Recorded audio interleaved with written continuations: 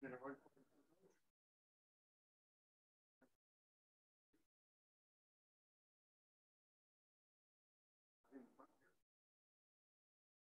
start with injury updates. How's Marcus doing? Sore. He got a pretty bad quad contusion. Got hit twice, I think, during the game. And, you know, it's a tough guy that's going to try to play through things. And we'll get him some treatment today and see how he feels tomorrow. But it'll be listed as questionable. And the shoulder is okay? Fine, yeah. That was just in the moment. And then what was the other one? I guess, how did Rob come out of all of that? I mean, he only ended up playing 22 minutes and stuff. Yeah, Rob was fine. No lingering effects, no minute restriction, no soreness or anything. It's fine. What was the plan today? Just film and walk through? Yeah, guys get what they need on the court. You know, obviously rest your bodies, and took some lumps and some hits, but good film session on the offensive side and defensive. Seeing some areas we could clean up and look at what we did well and make some adjustments for tomorrow. Yeah, what did you see? Brad always used to say it's never as bad as it looks and it's never as good as it feels. Yeah, I think that's the case. You know, we were really good defensively in the half court.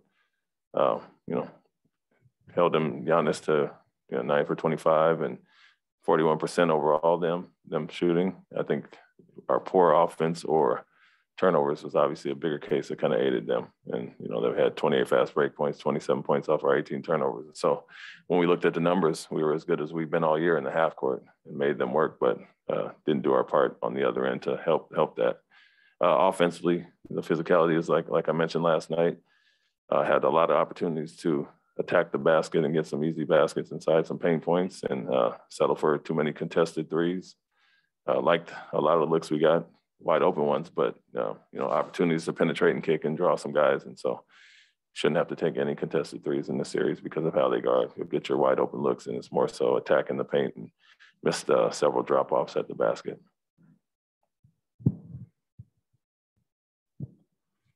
Is it a matter of pain tolerance with Marcus? Is it no tears? It's just basically pretty bruised up? Yeah, it's bruised up. I would say more than just pain tolerance. So something that's going to be stiff. And, you know, he got hit twice there and has had this in the past where he had to miss some games, obviously, this year. And so it's more so than just pain tolerance. There's some tightness and some restriction with movement as well. And so that's what we'll spend today, getting the treatment, see how he feels in the morning, get some more treatment, and see how he feels game time.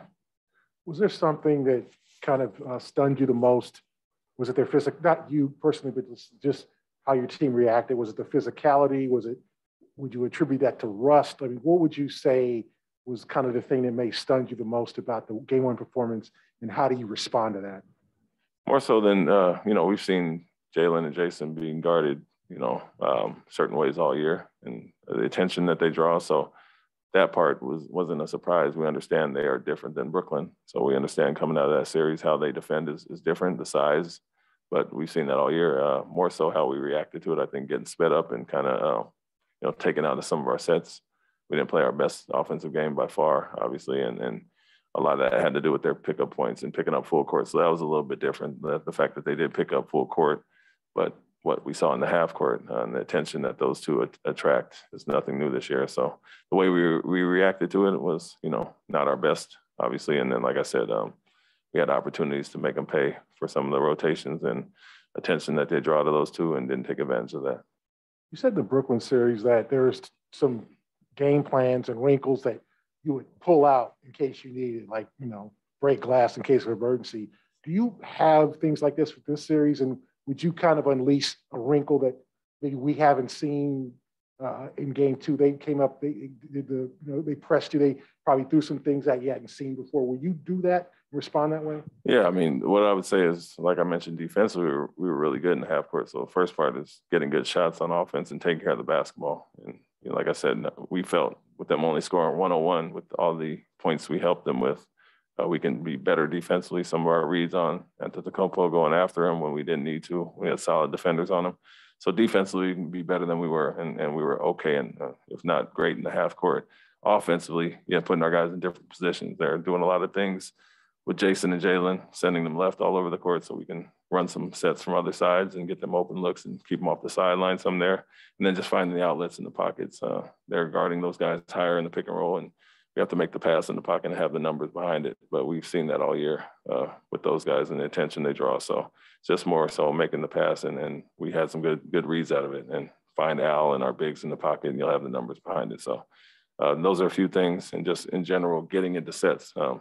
Makes and misses are one thing, but dead ball, timeout, free throw, when we want to get into sets, we can't let their pressure take us out of sets. So that's some area we'll have to improve on going into tomorrow.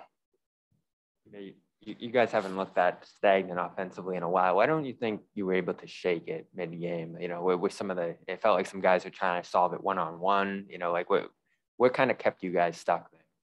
I think getting sped up, understanding that the full court pressure, what it was there to do was to speed us up and take us out of some of our sets.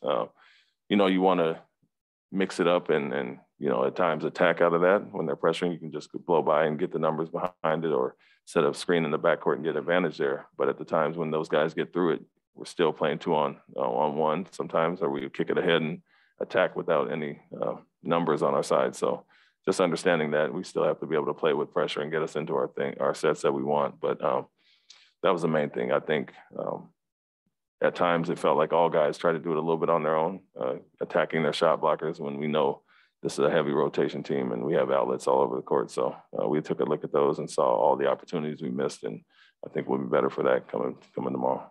What's the key for the secondary ball handlers, Jaylen, Derek? What's kind of the key for them to kind of help do this?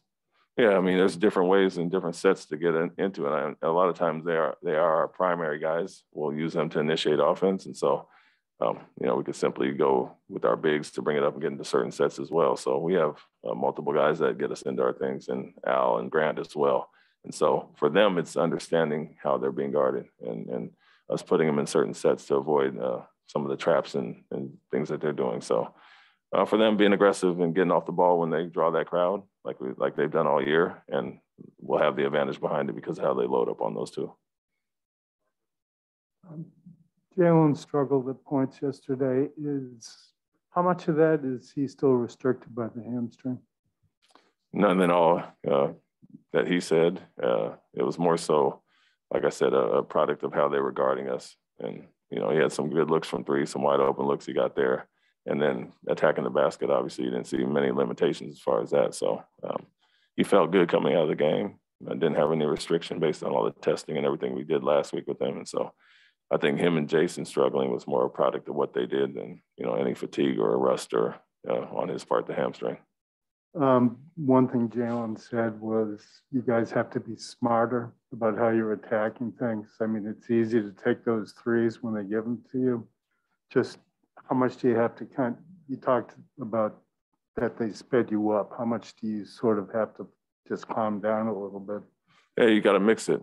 It's what they're giving up. But at the same time, like I said, we took too many contested ones. I mean, still decent shots for our guys, but opportunities to drive against closeouts, against big guys rotating on the perimeter. And so they're going to protect the paint and kind of rotate from there. And what we showed was all the opportunities we had to, play the second side and get a paint touch. And when we did that, 10 or so really, really good plays of ball movement side to side, multiple paint touches, you got wide open looks from three or something at the basket. And so for us, it's not settling, especially early in the clock. We know we can get those shots anytime and get them wide open. So our point today was open threes. You don't have to force anything because you will get those based on how they guard, but also not getting away from attacking the basket, especially against certain personnel on their part when they're closing out on our drivers.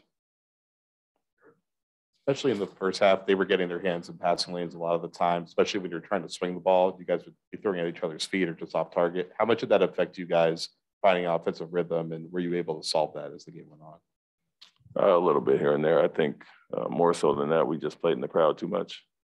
So maybe to your point, taking one extra dribble when you can get off the ball. And, we talk about the advanced pass and how Brooklyn was loading up on us. They're doing a similar thing as far as that. And it's more so instead of taking that dribble, trying to beat your man and the guy that's in the shift, getting off the ball and letting somebody else make a play. And so there was a little bit of that. But I wouldn't say it affected us as much as us just playing in the crowd more so, and not seeing our outlets, our drop-offs, that they were all open all over the court. Hi, Coach. Thank you for taking the questions. I heard Jayson yesterday after the game talk about making the right play. And even if it's the open three that you know they want you to take, that's the decision that you should be making. So I'm just curious, after you look back at the film, do you feel like you need to try to manufacture more offense or just continue to just make the right play based on what they're doing? The easy answer would be make the right play, because we had a ton of wide open shots and could have had more. We can put our guys in different positions for sure, based on, like I said, some of the things they're doing with trapping and sending guys to certain parts of the court. And when we did that, we attacked their shifts well with some flare screens and us slashing on the weak side and got wide open looks out of that. And then just getting downhill more and finding the pocket with our bigs and letting them play behind it. And so a little bit of both. Making the right play is the key because of how they guard. And, we find that pocket and everything else is open behind it. So what they've been great at this year is growing in that area. And it's just simply, sometimes they're going to load up on you and let everybody else be a recipient of your attention. And so I think they've grown in that area, and we've done well since basically January in that area. And we'll need another night like that tomorrow. Final question, Coach, on Zoom from John Corrales. Ime, are there any lingering timing issues between Rob and the rest of the guys? Since this was his first start back and you're facing this physical defense, is there the times that they did try to dump it off to him and maybe it wasn't crisp? Is that just the timing thing, or was that the Milwaukee defense? I didn't see a lot of. I felt he was better yesterday. I didn't see a lot of rust like I did in game 4 in Brooklyn. Offensively, I felt he was okay as far as that. His activity was good. Maybe the lob threat and the drop-offs that we did have that we didn't make.